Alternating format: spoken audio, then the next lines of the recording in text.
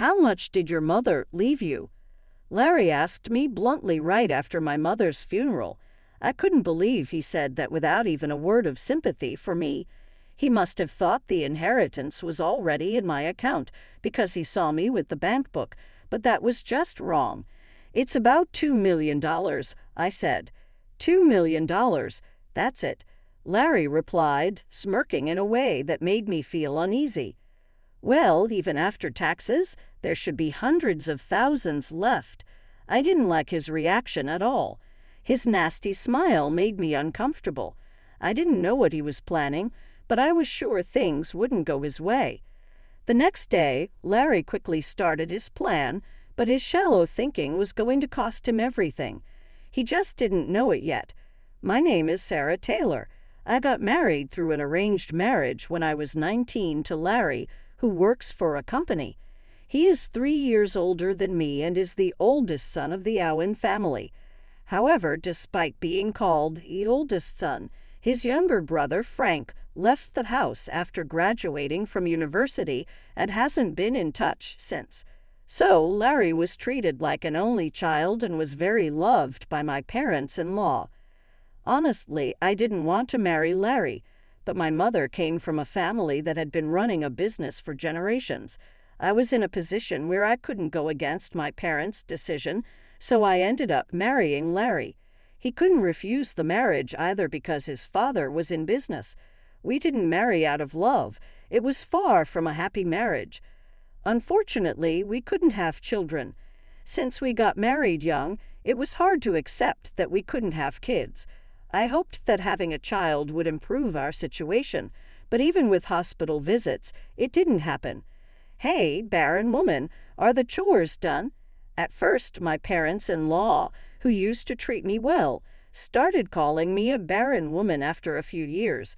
I mean, you should be able to make it happen if you just do what you're supposed to do. It's a waste of money going to the hospital. My father-in-law would say mean things to me every day. But Larry never stood up for me. While I was being scolded by my in-laws, he would either read the newspaper or take a nap, snoring away. Even when I wanted a change and said I wanted to work, he would say, "If you go to work, people will think we're not doing well," and wouldn't let me leave the house. At that time, it was common for women to become homemakers after getting married. However, living with just my mother-in-law was honestly a nightmare. No one would help me. I couldn't worry my parents by telling them, and I couldn't run away because our marriage was tied to work. Still, I thought I would be rewarded someday and desperately endured every day.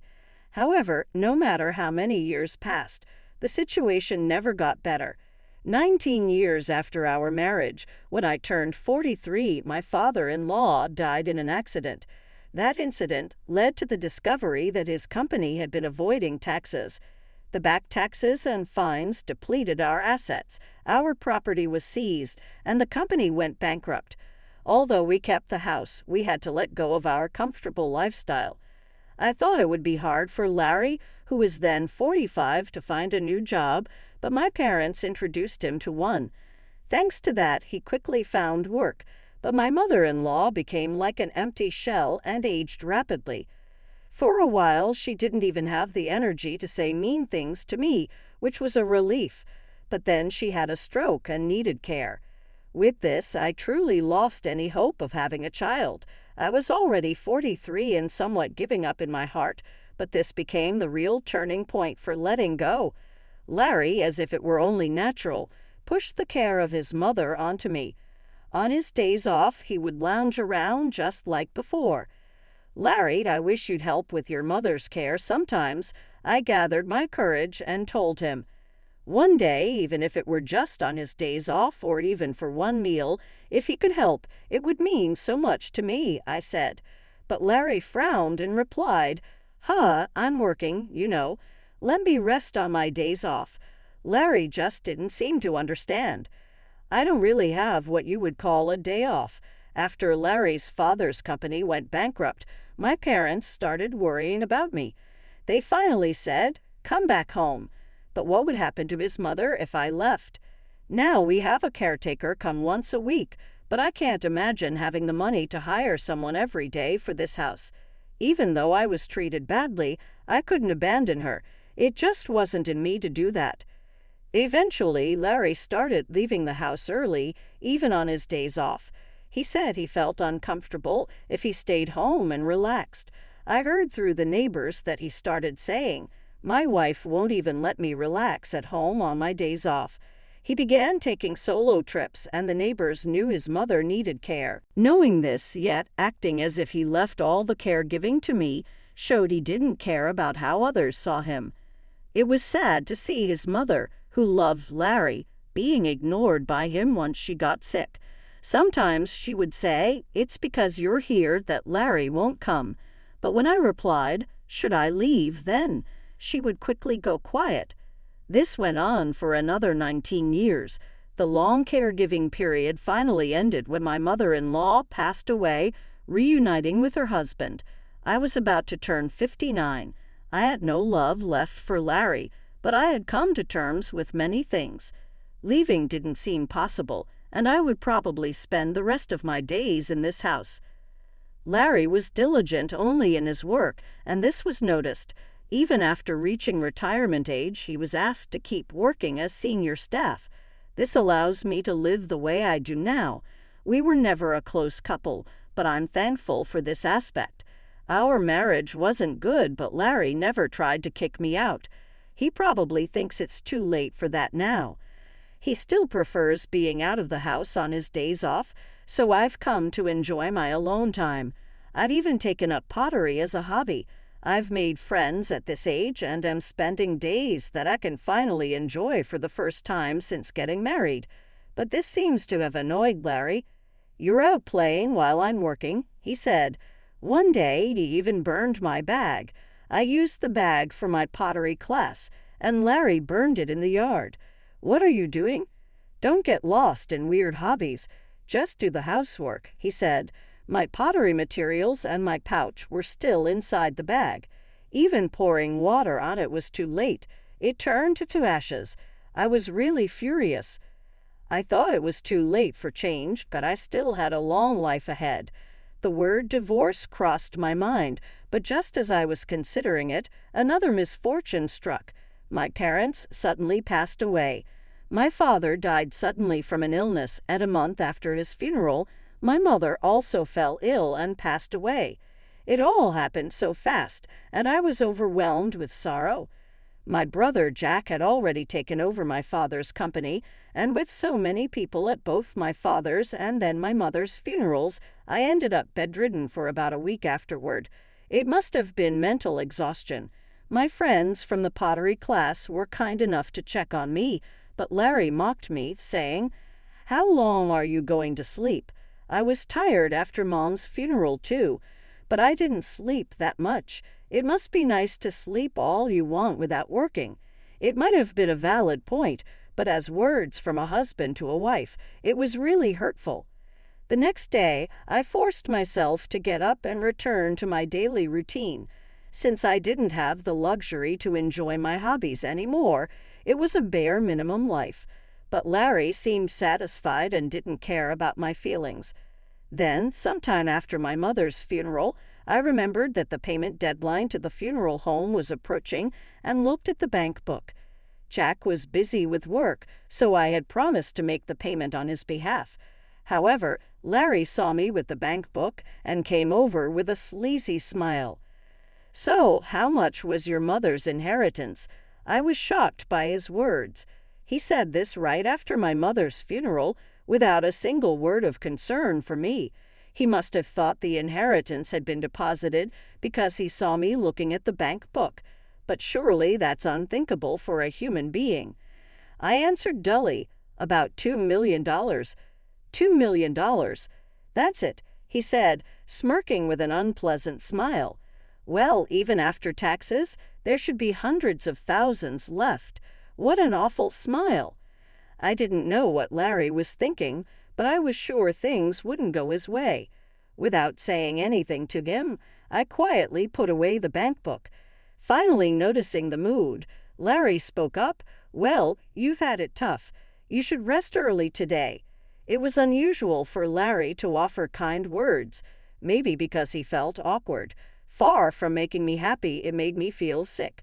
I didn't want to see his face anymore, so I went to bed early that day. However, something unexpected happened the next day. After breakfast, Larry left for work as usual. But then I got a call saying he hadn't shown up at his workplace. I was shocked because this had never happened before. Worried that he might have had an accident, I hurriedly called Larry, but I couldn't get through. As I paced around restlessly, I walked into the living room and understood everything. On the living room table was a piece of paper. It was a divorce form, already filled out by Larry. The moment I saw it, I thought, "No way," and checked where I had put the bank book the day before. As I expected, the bank book was gone. Unbelievable, I muttered inside. It wasn't an accident or anything. Larry had likely disappeared on his own. I had thought he was up to something in the living room that morning. By taking those items, he must be planning to start a new life without me. Larry hadn't driven me out before because he was waiting for my parents' inheritance. The stolen bank book was proof enough. Even with this realization, I remained calm. There was no need to panic. I slowly filled out the divorce form and took it to the city office. Larry had sown the seeds of his own downfall. I decided he needed to fully understand that it was too late for regrets. I properly contacted Larry's workplace and said, "I can't reach him either, but it doesn't seem like an accident. I'll let you know as soon as I get in touch. Sorry for the inconvenience." The workplace said they would treat it as a paid leave for the day and wished him well, which made me envious of Larry for having such a good workplace. After all, it was a company introduced by my parents. I hoped he would be sincere towards his workplace, but now he was going to be a stranger to me. I managed to submit the divorce form successfully. After going through so much, it's surprising how easily I became free. I wondered if my life could have been different if I had divorced earlier. As I was packing up my things, my phone rang. It was Larry, who hadn't answered my calls before. I knew what he would say, so I ignored it and kept packing. The phone kept ringing again and again. Eventually, even the house phone started ringing.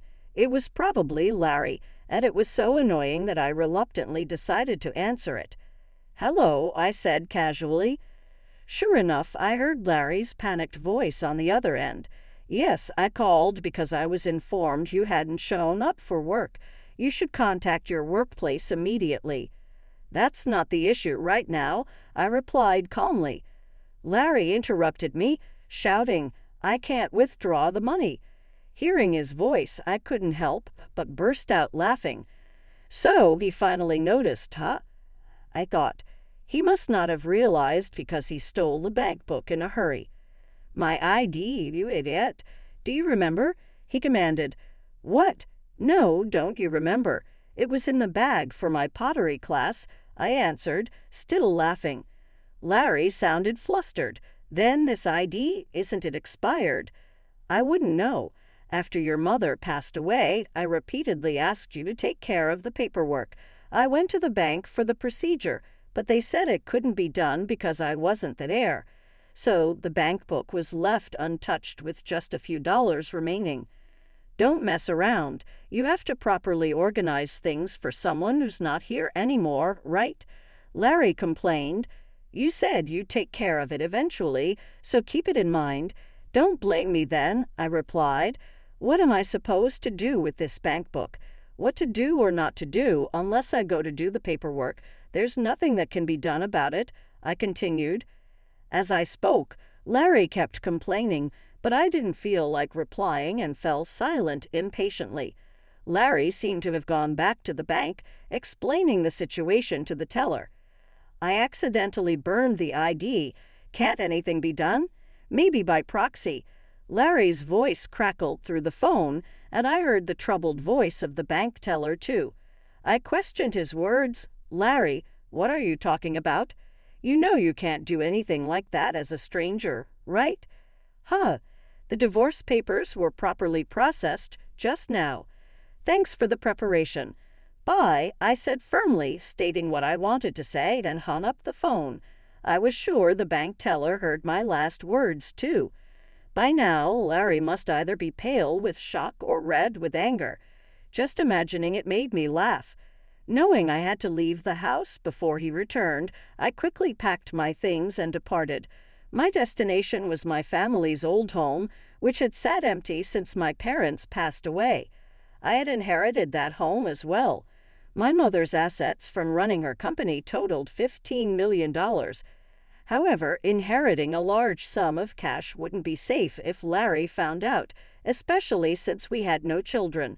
So I inherited just enough to live comfortably, about $2 million. The rest included the family home, my mother's beautifully preserved dresses, and my father's antiques. If these heirlooms were appraised, they would be worth a lot. I had my brother Jack's permission for this arrangement. Jack had moved out after getting married and was worried about the family home becoming vacant. He had children and had taken over the company, so he was happy to inherit just the cash. We completed the inheritance discussions peacefully. After arriving at the family home, I informed Jack that I had divorced Larry and would be living there. He said, "If you're going to live in the family home, it won't be empty, which is a relief. But are you really okay with divorcing Larry, Sarah?" "Yes," I replied firmly. "We don't have children, and both our parents have passed away. If we both want a divorce, then it's for the best. I want to restart my life, and I have no regrets." Jack was worried about me being alone, but living as Larry's servant for life would have been worse. Besides, if I could spend the last moments of my life in this house where I had many memories with my family, even if I was alone, it would be happiness. Larry kept calling me many times after that, but he didn't think I would be at the family home and never came to visit. That day, I spent alone in peace. The house was lonely without a family, but I felt relieved from the bottom of my heart.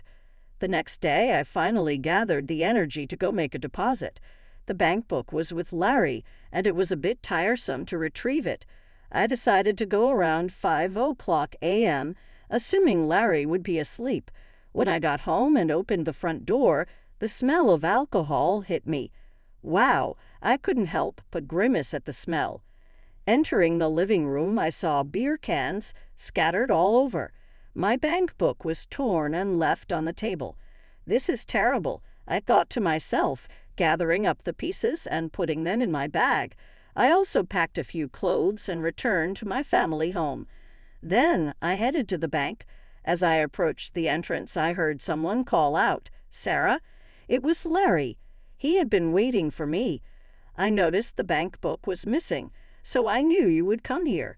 "Whether I come here or not is none of your business," I said sharply. Despite our finalized divorce, Larry continued to speak as if nothing had changed. I ignored him and entered the bank. Larry persisted in trying to talk to me, but I steadfastly ignored him. That's when it happened. "Brother, isn't that Sarah?" Someone called out. It was Frank, Larry's brother. Both Larry and I were taken aback. We hardly ever saw Frank, usually only at funerals. It had been about 43 years since I married Larry, and this was probably the third time I had met Frank. He had wanted to sever ties with the family, but his parents, concerned about their company's reputation, had urged him to at least show up for important family events. Since we had last met at my mother-in-law's funeral a few years ago, he probably recognized us. "I'm here for Mom's inheritance. Thought I'd check the balance and then inform you, too," Frank said. Larry's eyes lit up in anticipation. I was surprised, too. I had thought there was just a few dollars left in the bank account. But according to Frank, there were also investment trusts set up long ago and safe deposit boxes rented during their father's lifetime. Frank had heard about it from his mother before she passed away. She had sent him a message saying, "If anything happens, you take care of it." However, due to his busy life, it had taken him this long to act. Frank looked apologetically at me and Larry. In the safety deposit box, there was a letter along with some jewelry.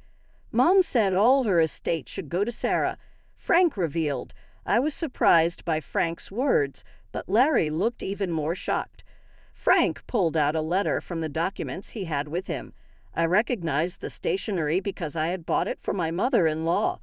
The letter clearly stated that all the jewelry in the safety deposit box and other assets should go to me, her daughter-in-law, Sarah. I could picture my mother-in-law writing it carefully.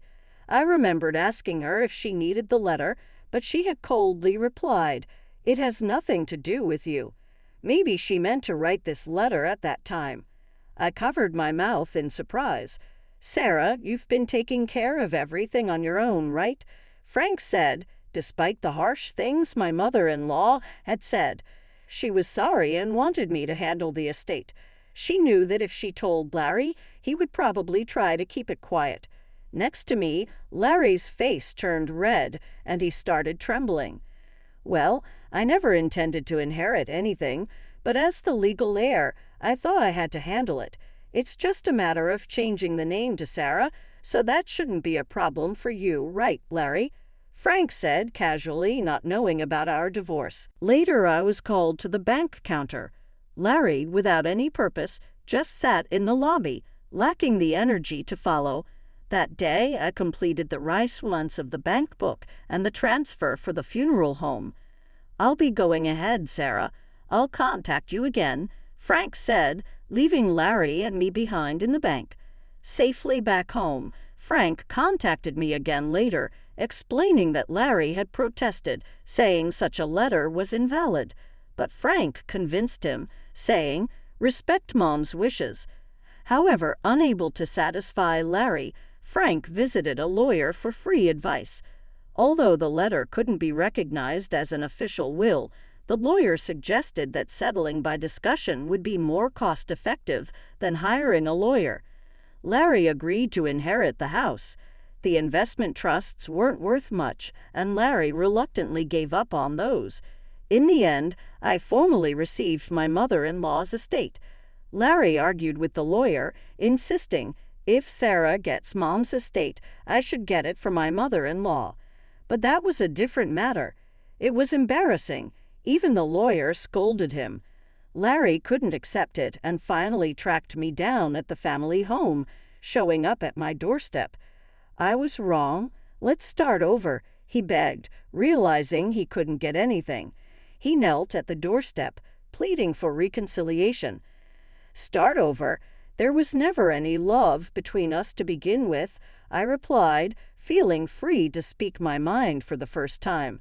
I shared my long-held feelings with Larry. He fell silent, seemingly regretting his actions for the first time. I couldn't help but smile. "At least you still have the house, right? Have you contacted your workplace?